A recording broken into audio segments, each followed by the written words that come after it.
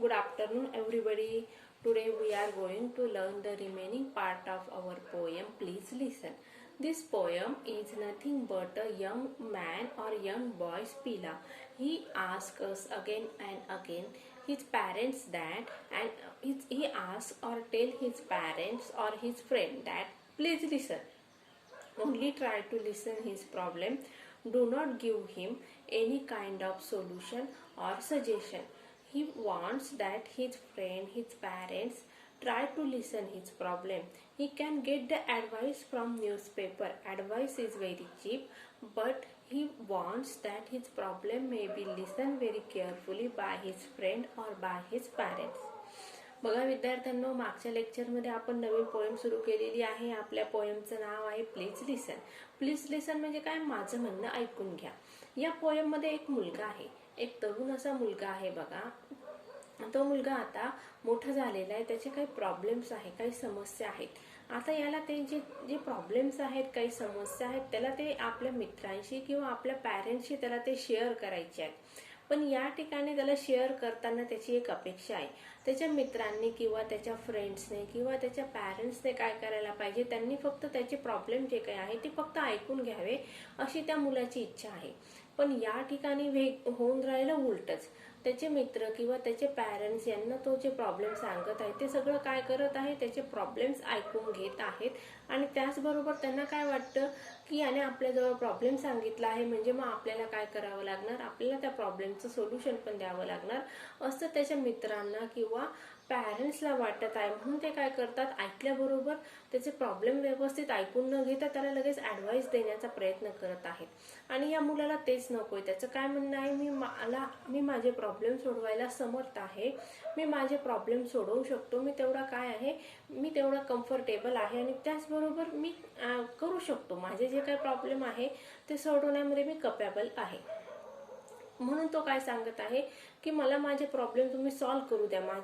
मला तुमच्याकडून एकच अपेक्षा आहे की तुम्ही फक्त माझे प्रॉब्लेम्स ऐकून घ्या. आणि त्याचबरोबर तो सांगतोय की मला जर या प्रॉब्लेम्सवर ॲडवाईस पाहिजे असेल ते ॲडवाईस सहज मिळते. ॲडवाईस मिळवणं हे काही खूप कठीण काम नाहीये. ॲडवाईस मला न्यूजपेपरमध्ये सुद्धा मिळू शकते. त्या ठिकाणी न्यूजपेपरचे जे संपादक आहे ॲबी अँड ग्रेम, ते मला सुद्धा ॲडवाईस फ्रीमध्ये देतील. त्यामुळे तुम्ही मला ॲडवाईस न देता, कुठल्याही प्रकारचे सल्ले न देता माझे प्रॉब्लेम फक्त ऐकून घ्या, एवढंच माझं म्हणणं आहे असं त्या मुलाने आपल्याला एक रिक्वेस्ट केलेली आहे या कवितेच्या माध्यमातून. चला तर मग आता आपण पुढचा पार्ट बघूया पोएमचा.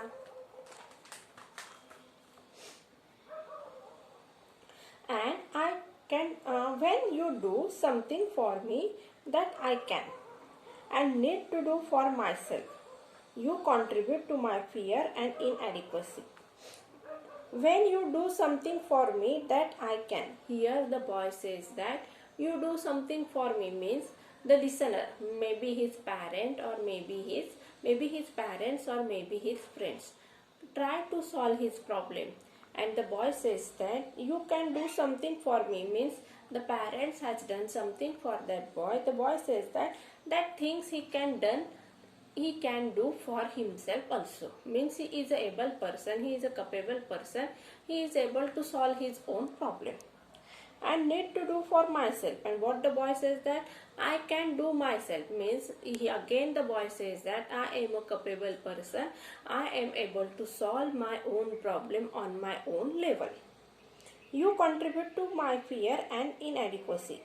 Insufficient. Inadequacy means insufficient.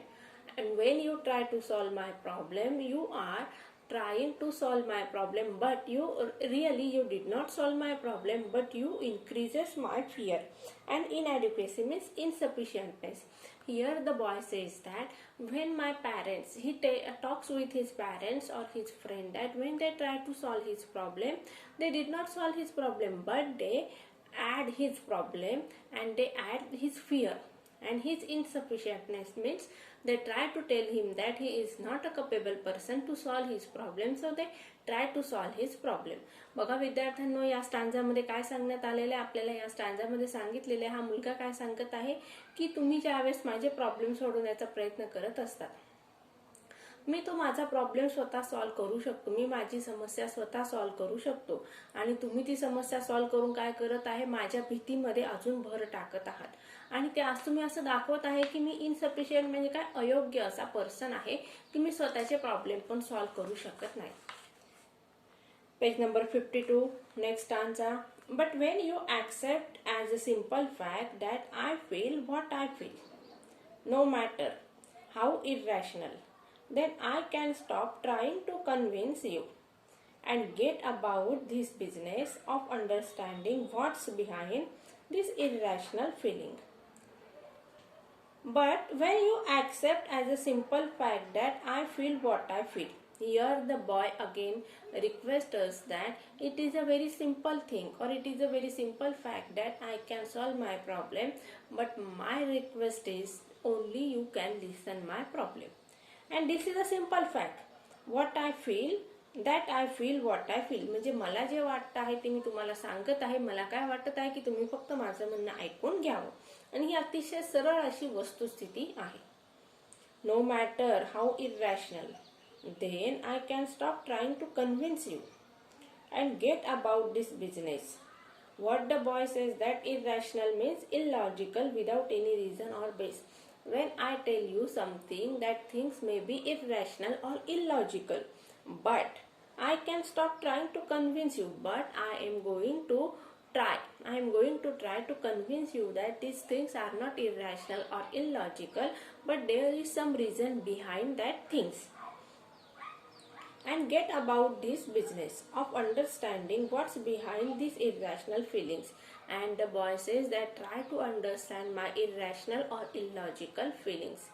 The boy again tried to tell us that sometimes he shared his feelings, his emotion with his parents, and his parents thinks that his children or his son's feelings are irrational or illogical. But the boy says that maybe my feelings are irrational or illogical, but there is some reason behind that feelings, and you have to understand my feelings. And I try to convince you that though my feelings are irrational or illogical, you first try to understand my feelings, though they are irrational or illogical. बघा या ठिकाणी हा मुलगा काय सांगत आहे आपल्याला की कधी कधी ज्यावेळेस मी माझे प्रॉब्लेम्स किंवा माझे इमोशन्स तुमच्याकडे शेअर करत असतो, मी तुम्हाला सांगत असतो, त्यावेळेस जे माझे प्रॉब्लेम्स आहेत किंवा माझ्या काही ज्या भावना आहेत त्या कशा असतात, इरॅशनल म्हणजे का अयोग्य असतात. तुम्हाला त्याच्या मागे कुठलंही तार्किक असं कारण सापडणार नाही.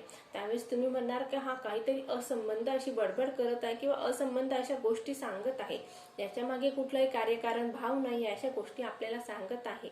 पण त्यावेळेस तो मुलगा काय सांगत आहे की जरी त्या गोष्टी इरॅशनल असल्या, त्याच्या मागे कुठल्याही प्रकारचा संबंध नसला तरी मी ते तुम्हाला समजावून सांगत आहे, ते तुम्ही समजून घ्या आणि ते प्रॉब्लेम सॉल्व्ह नका करू. फक्त तुम्ही काय करा, मी जे काही सांगत आहे ते समजून घेण्याचा, ऐकण्याचा प्रयत्न करा. असं या स्टांजामध्ये त्या यंग बॉयने आपल्याकडे रिक्वेस्ट केलेली आहे.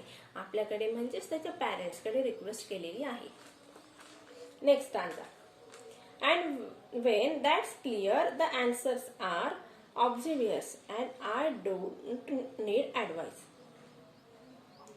And when that's clear means his problems are clear.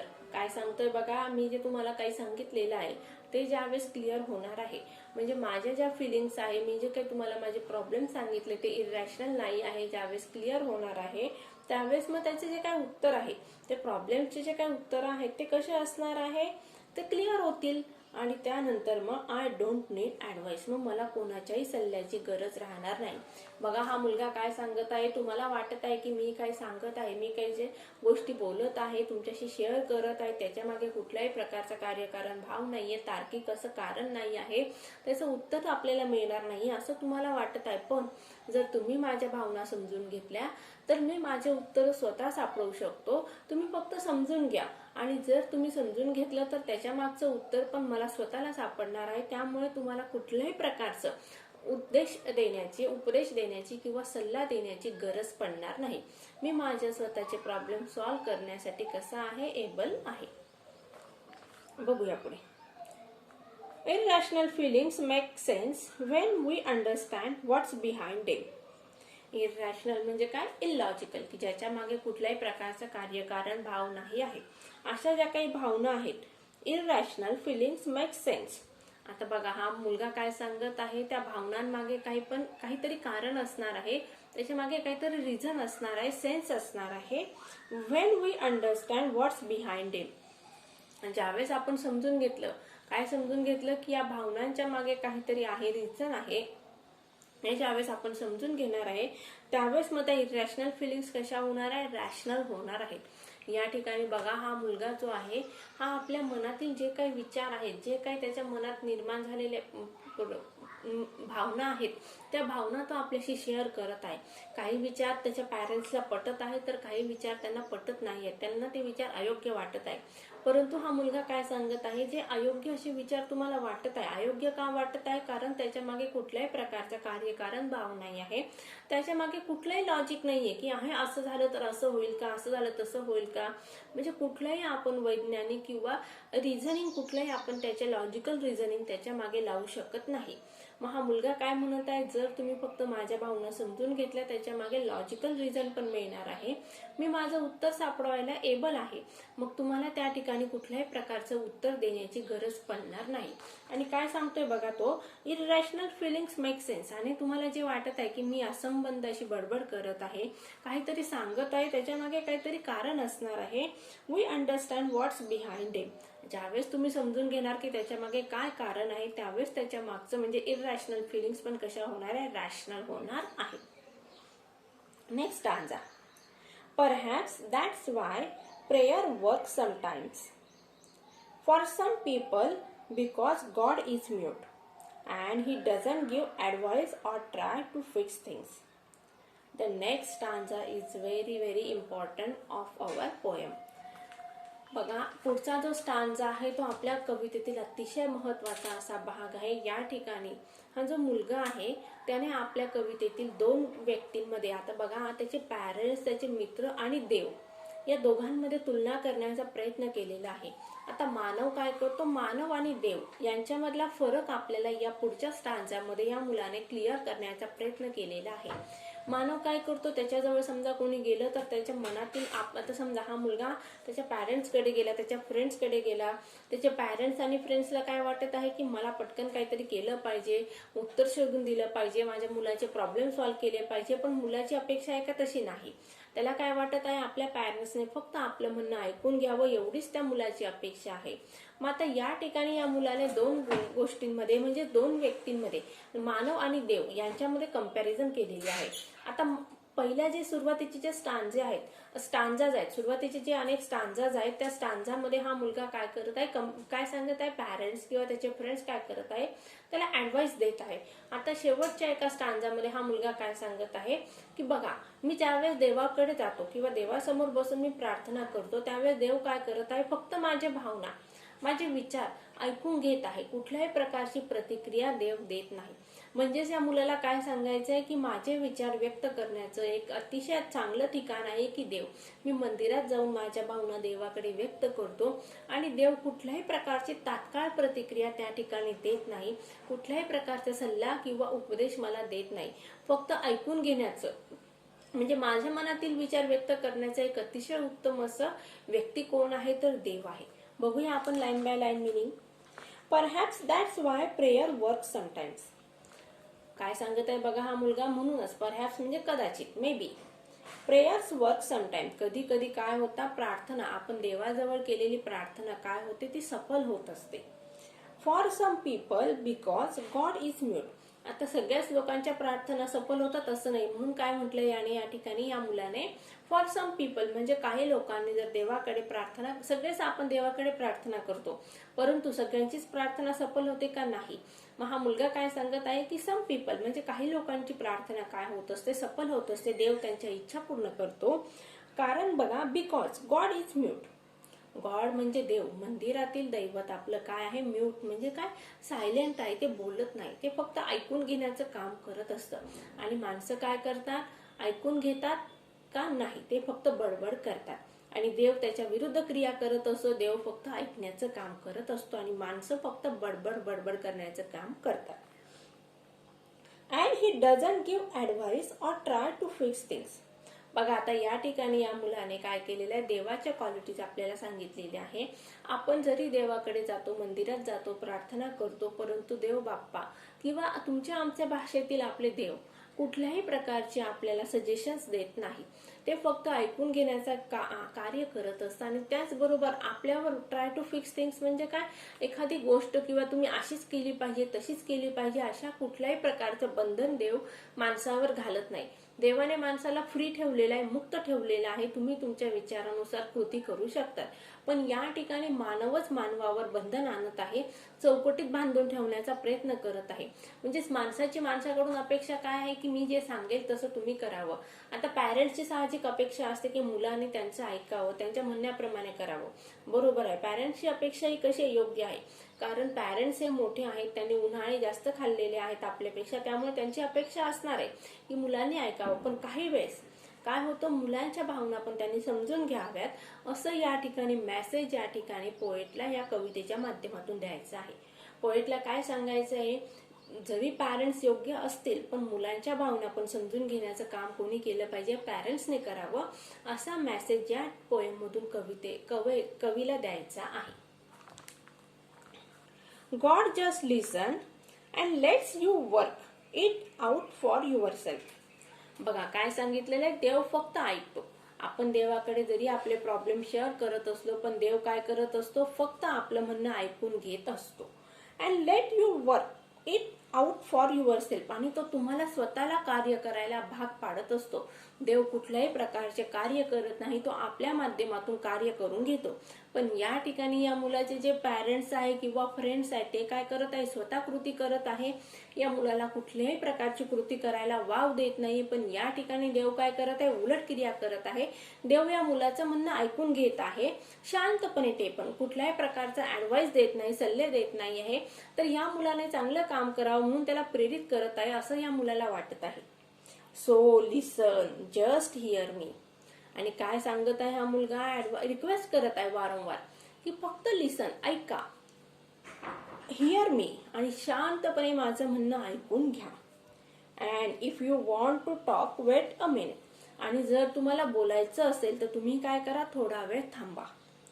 For your turn and I will listen to you. म्हणजे या मुलाला काय सांगायचंय, फॉर युअर टर्न म्हणजे काय, आता माझं बोलून झालं, माझे काय प्रॉब्लेम आहे तुमच्याशी शेअर करून झाल्यानंतर तुम्हाला पण एक वेळ येणार आहे, चान्स मी देणार आहे. त्यावेळेस संधी दिल्यानंतर तुम्ही तुमच्या मनातील विचार मला सांगा, पण सुरुवातीला फक्त तुम्ही माझं म्हणणं ऐकून घ्या. अशा प्रकारे हा मुलगा आपल्या पॅरेंट्सला आणि फ्रेंड्सला ऍडवाइस करत आहे की तुम्ही मला ऍडवाइस न देता माझे प्रॉब्लेम समजून घ्या. आणि देवाची आणि माणसाची या ठिकाणी तुलना करण्यात आलेली आहे. माणूस काय करतो, वेगवेगळ्या प्रकारचे सल्ले देत असतो, परंतु देव काय करत असतो, कुठल्याही प्रकारचे सल्ले न देता माणसाला कार्य प्रवृत्त करत असतो. माणसाने कार्य करावं आणि देवाने ते फक्त ऐकावं किंवा माणसांचे प्रॉब्लेम ऐकून घेतो आणि माणसालाच कार्य करण्यास प्रवृत्त करतो. असा हा मेसेज या पोयमच्या माध्यमातून पोएटने आपल्याला दिलेला आहे. आणि पॅरेंट्सने सुद्धा आपले मुलं जरी लहान असले तरी त्यांच्या भावना, त्यांच्या फिलिंग्स, इमोशन समजून घ्यावे आणि त्यांचं म्हणणं ऐकल्यानंतर त्यांना ऍडवाइस द्यावे किंवा सल्ला द्यावा, असा मेसेज कवीने या पोयमच्या माध्यमातून आपल्याला दिलेला आहे. मला वाटतं तुम्हाला सगळ्यांना ही पोयम समजली असेल. आता येणाऱ्या नेक्स्ट लेक्चरमध्ये आपण पोयमचं वर्कशॉप कंप्लीट करूया. Take care and good bye.